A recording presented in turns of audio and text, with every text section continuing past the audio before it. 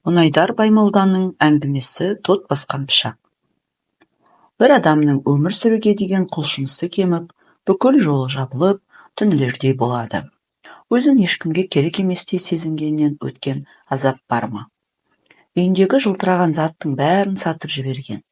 Содан күнделікті нан суын тауып іше алмайтындай төменге түсіп, шың басынан шыңырау құзға құлдырап, түпте мас күйде құлпылдырап жатқан көзіне кербет астындағы ескі қобдиша түсті. Әй, мына менің бір кездегі қобдишам емес пе?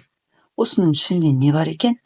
Сатуға тұратын бір зат табылса жақсы, деп жоралап барып, кербет астына қолын созып, шан басып, мың қабат сүмелекпен баттасқан көне қобдишаны суырып алып, ішіне ақтара бастады.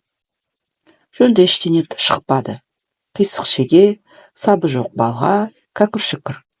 Тек қынабында жатып тот басқан пышақ қана назарын аудара берді. Мынаны тазартып қайрап алсам, сонда бір жартылыққа жететіндей пұл құрар, деп таттан жүзі көрінбей қалған кездікті женіне сүртті. Одан қайрақ іздеді. Қобдишаның түбінен сынық қайрақ тауып алды. Пышақты соған қайрады. Содан сыртқа шығып құммен тазалады. Есігінің алдындағы тасқа жаныды. Қайтадан қайраққа салды. Біраз терін төгді. Әбден татынып пышақ екені білінбей қала жаздаған дүниенің пішіні жыға бастады. Не керек, өзі де бұған бесаспап шебер емес пе? Пышақты татынан арылтқанша бірнеше күн қайрады. Жүзі жарқырап, өзі сондай үшкір, жүзі құлпып жүрген өткір пышаққа айналған күні өз ісіне көңілі толған бейбақ. О, енді ұсқыны кірді. Сені сатып алатын адам табылатынына сенімдімін. Мұндай өткір пышаққа бір шөлмек емес, бір шәшік арақ алатын шығармын деп ойлады. Ол сөйтіп тұрғанда көршісі жетіп келді. Көрші, сенің мал соятын өнерің бар еді ғой. Құрбан айт кезі, бұл үлкен сек әкелгенмен соятын қасапшы таппай отырмын. Көмектесіп жіберші. Мә, қолында керемет кездік тұр ғой. Біздің үйде не көп? Сек көп. Бірақ мұндай алмас емес. Деп, бұны қоярда қоймастан аласына апарды. Аз уақыттың ішінде секті сойып мүшелеп берді. Көршісінен алғыс алды, үйінде қонақ болды. Дастархан басында мұның шебер мал союшы екенін естігендер аттан қалған екі дүниені өздеріне шақырып, пышағын әбден сынады. Әрі ең жақсы іске жұмсады. Адамдар алғыспен қоса қалтасына ақша салды. Құрбандыққа шалған малдың етінен етте бөліп берді. Аз күннің ішінде үй ішінің әл қуаты оңалып өзгеріп қалды.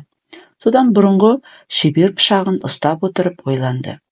Сен ғой, тот басып пәлен жылдан бері аяқ асты жаттың. Мен сені іздемедім. Мен бүліндім. Сені басқан тот мені де оңдырмай басты. Жүрегім қарайды. Бар жақсы қасиетінен айрылдым. Білген өнерім де ұмытыла бастады. Сені қалай тауып алып, таттан тазарттым. Сол сәттен бастап сен пайдаға астың. Адамдарға көп пайдан тиді. Сенің арқанда мен де жұрттың жақсы сөздер естідім. Мен түсіндім.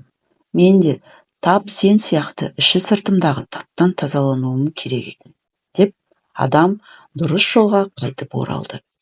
Көп уақыт өтпей тұрмысы түзелді. Байыды. Ел жұрт оны сыйлайтын, құрметтейтін болды.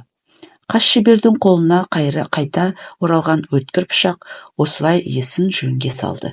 Түзу жолға түсуіне себеп болды. Иә, кейде түзу жолынан адасып жүрген адамға біздің бір жылы сөзіміз, алмастай жарқ етпе қылығымыз керек болып тұрады. Жамандыққа жұмсалмайтын өткір пышақта, жылы құшақта бола білейік. Әңгімем ұнап жатса лайк басып, комментарий жазып қойыңыз. Арнама тіркелуге ұмытпаңыз.